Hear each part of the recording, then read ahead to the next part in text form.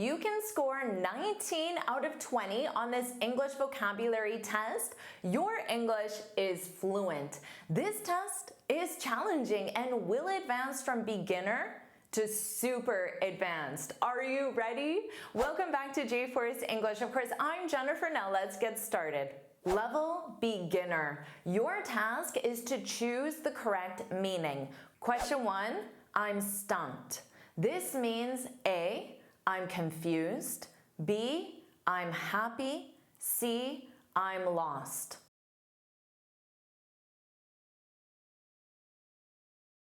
The correct answer is A, I'm confused. I'm stumped, sir. And you'll probably use this during this vocabulary test. For example, maybe you're doing this test with your friend and they say, do you know the answer for number 5?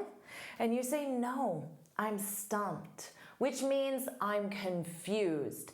I'm stumped by number 5. That's the passive voice and it's commonly used in the passive. In the active, what would you do?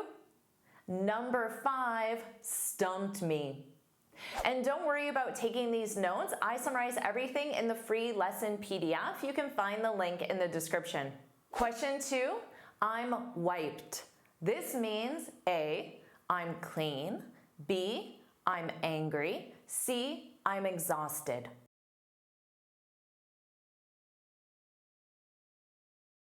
The correct answer is C, I'm exhausted. You know, I'm wiped. You might say, Jennifer, I was completely wiped after this test. So notice you use the verb to be. That's what you need to conjugate in the past simple in this case.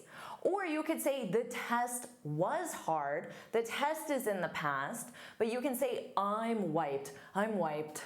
Oh, I'm wiped. I'm exhausted now. Question 3, my friend Jack is really down to earth. This means that A, Jack is hardworking, B, Jack is unreliable, C, Jack is practical.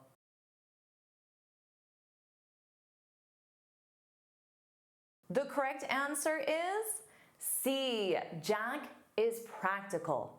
For example, Jack is a millionaire, but he still shops at Walmart and drives a Toyota.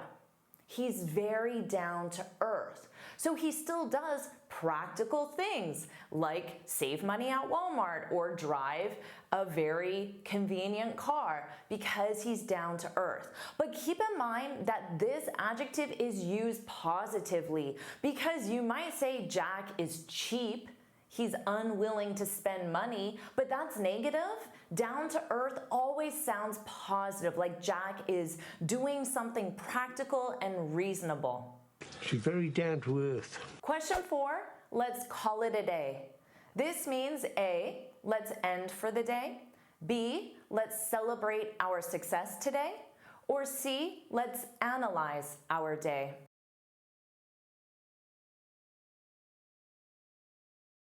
The correct answer is A, let's end for the day. And you can use this at any time of the day or even night. Let's just call it a day.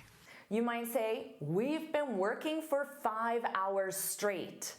Let's call it a day, which means we're going to stop, we're going to end for the day. Not because the project is finished, but because we feel that we've done enough, so let's call it a day. Or you might say, I was completely stumped by the problem, so I called it a day. Sometimes it's best to just stop for the day, come back the next day with fresh eyes, a fresh brain. Question 5, they discovered that Sarah was the whistleblower. This means that A, Sarah was the referee, B, Sarah was the informer, C, Sarah was the detective.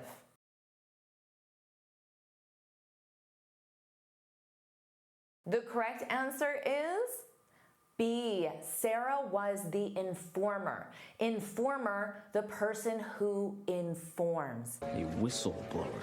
A whistleblower, this is a person who tells someone in authority, such as the police or maybe the CEO or even a teacher, about something illegal that's happening.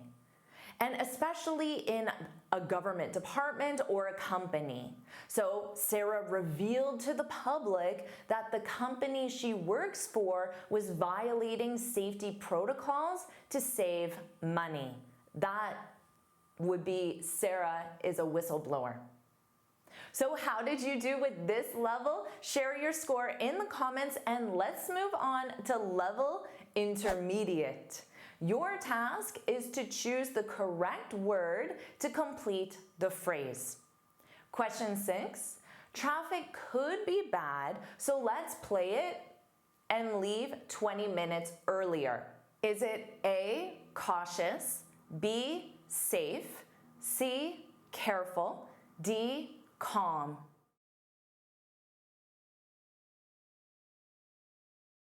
The correct answer is B, safe.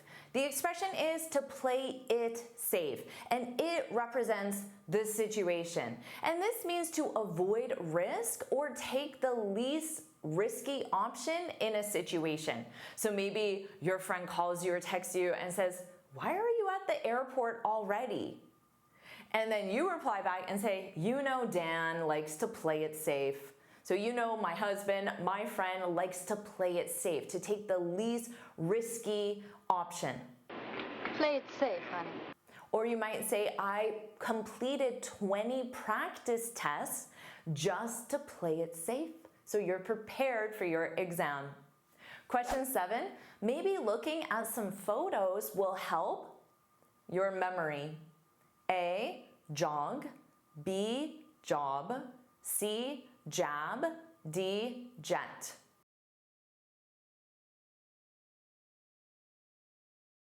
The correct answer is A, jog. Remember that idioms and expressions, they use non-literal meaning. You have to look at the entire group of words to understand the meaning. So this has nothing to do with running, to jog one's memory. This is something used to help someone remember something. You might say, I know we discussed the project changes, but can you jog my memory? This is like saying, can you give me some details so I remember our discussion? You've jogged my memory. Or you might say, eating pasta always jogs my memory of my amazing trip to Italy. It serves as a reminder. Question 8, I need to some steam after work. A, blow off. B, take out. C, air out. D, put up.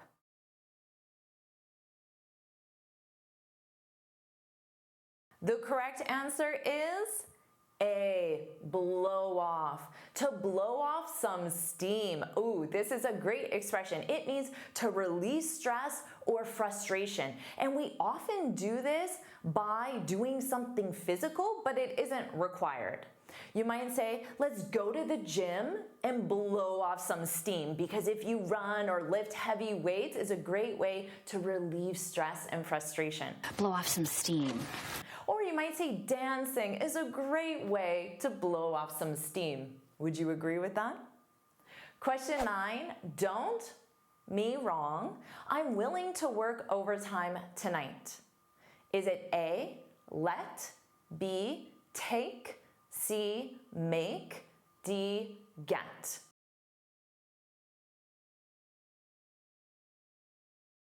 The correct answer is D, don't get me wrong. This means don't misunderstand what I'm saying. So I might say, I can't believe they're getting married this young. But don't get me wrong, I'm happy for them. Don't get me wrong. So we use this to generally balance something that sounds negative, and then you use this expression, and then you say something that sounds more positive. For example, this test was so difficult. But don't get me wrong, Jennifer, I enjoyed it. Hopefully that is what you'll say. Question 10, the name of that song is on the tip of my A, mouth, B, tongue, C, brain, D, lip.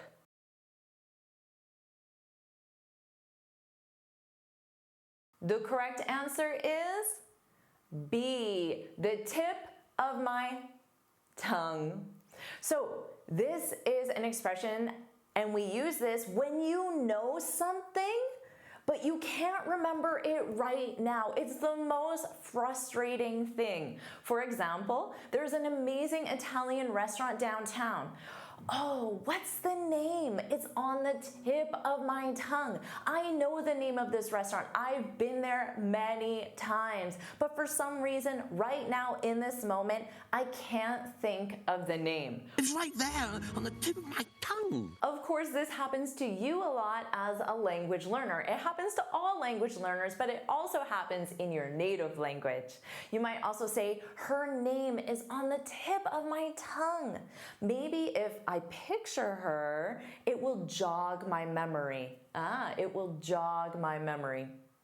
So how did you do with this level? Share your score in the comments and let's move on to level advanced. Your task is to complete the phrase without options because this is level advanced, so I need to challenge you. Question 11, I saw a baby bird fall out of a nest and it completely my heart.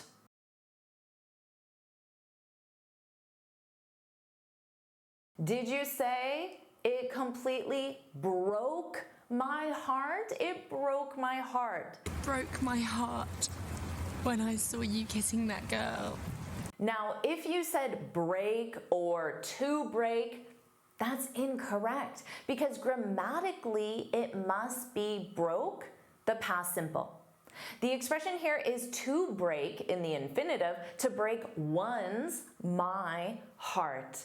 And this means to cause someone great sadness or emotional pain. You might say, the end of that movie broke my heart.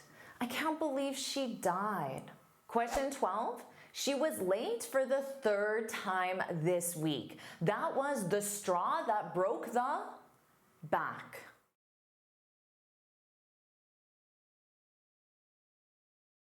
Did you say camels? And make sure you have that possessive because back belongs to the camel. Without the possessive, it's incorrect. So the expression is the straw that broke the camel's back. This is the final problem or issue that causes a big failure or bad result. I think he's just the straw that broke the camel's back. You might say, I had a terrible week and spilling coffee on my shirt this morning was the straw that broke the camel's back. This is the one issue that combined with all the other issues I had resulted in a big failure. Maybe I just became very angry or frustrated or upset, so I needed to blow off some steam. Question 13, she always exaggerates her stories. So whenever she tells me something dramatic, I take it with a grain of.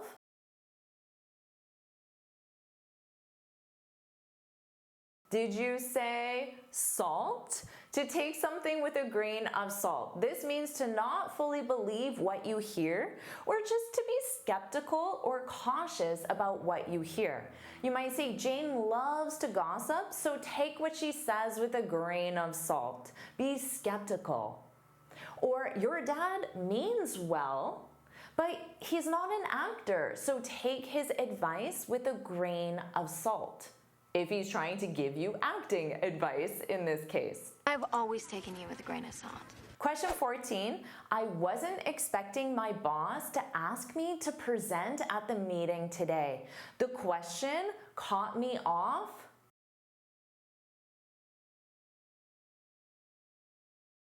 Did you say guard?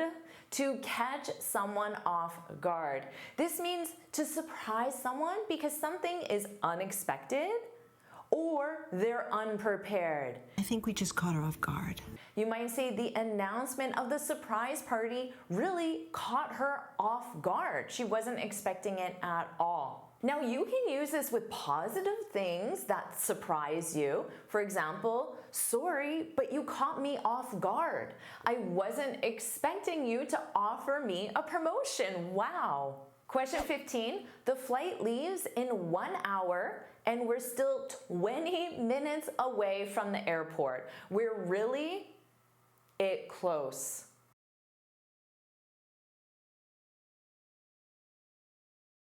Did you say cutting, conjugated in the present continuous? The expression is to cut something close. This means to leave very little time to do something or to almost run out of time. You might say, we cut it too close last time. Let's leave earlier next time. We're really cutting it close on this thing, guys. Or you could say to your friend, you're only buying your wife's birthday present now, and her birthday is today. You're cutting it a little too close. So notice the expression, you're cutting it close. You could add on a little too close just to make it sound even more dramatic. So how did you do with this level? Share your score in the comments. And now let's move on to level super advanced. Your task is to complete the full phrase based on the reference word. And this section is super advanced because there may be 1, 2, 3, or more words that you need to know to complete the phrase. Question 16, Josh never does what he says he's going to do. He said he'll finish the report by Friday, but I'm not. Breath.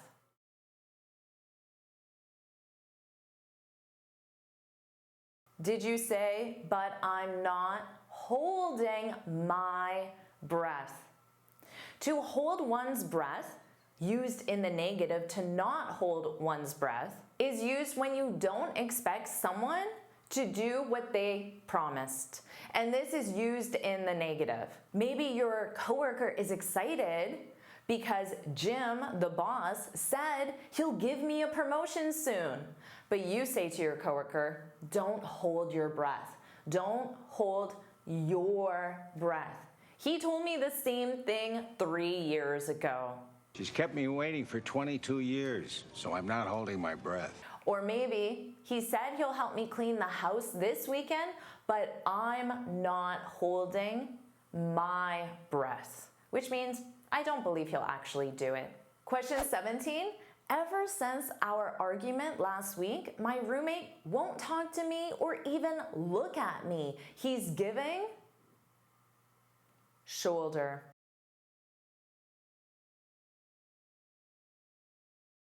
He's giving me the cold shoulder. To give someone the cold shoulder, this is to intentionally ignore someone as punishment. You've probably been on the receiving end of this. For example, my wife is giving me the cold shoulder because she found out my assistant was the one who sent her the flowers. Or, I don't know why you're giving me the cold shoulder. I've apologized 10 times. Really giving me the cold shoulder.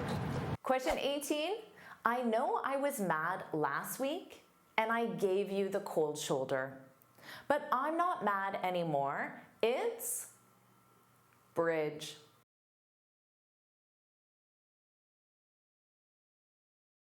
It's water under the bridge. That's the idiom. Oh, well, it's water under the bridge depending on how good your offer is. And this refers to past problems, mistakes, or conflicts that are now forgiven and no longer important. So I might say, don't worry about it. It's water under the bridge. Or, we've had our problems, but that's water under the bridge now. Question 19, we spent 3 months developing that marketing strategy, but the client rejected it completely. They want us to do something completely different. Now we're square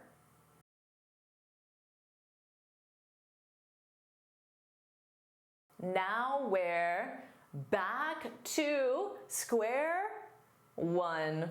Now we're back to square one. To be or to go back to square one, both verbs are acceptable. This means to start over, usually after a failed attempt. You might say, nothing we've tried has worked. Let's go back to square one. Let's go back because you're returning. Or I tried fixing the car myself, but it still won't start. I'm back to square one. It describes your current state, but you can use both verbs depending on context. Question 20, everyone keeps telling me to just relax and not stress about the exam, but that's easier said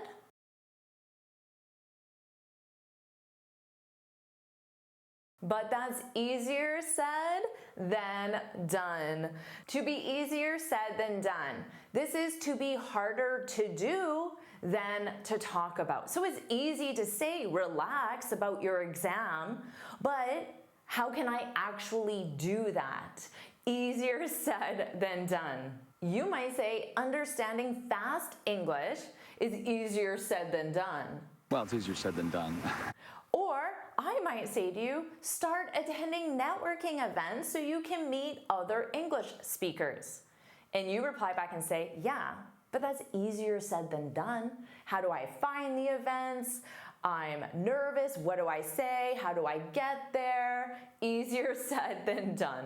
So how did you do with this super advanced level? Share your score in the comments and share your overall score for the quiz. How many did you get right out of 20? And remember, this whole test was super advanced. So don't worry if you scored low. Focus on everything that you've learned. And if you want me to keep testing your vocabulary, put yes, yes, yes, yes, yes, yes, put yes, yes, yes in the comments below. And of course, make sure you like this lesson, share it with your friends, and subscribe so you're notified every time I post a new lesson. And you can get this free speaking guide where I share 6 tips on how to speak English fluently and confidently. You can click here to download it or look for the link in the description. And here's another lesson I know you'll love. Watch it now.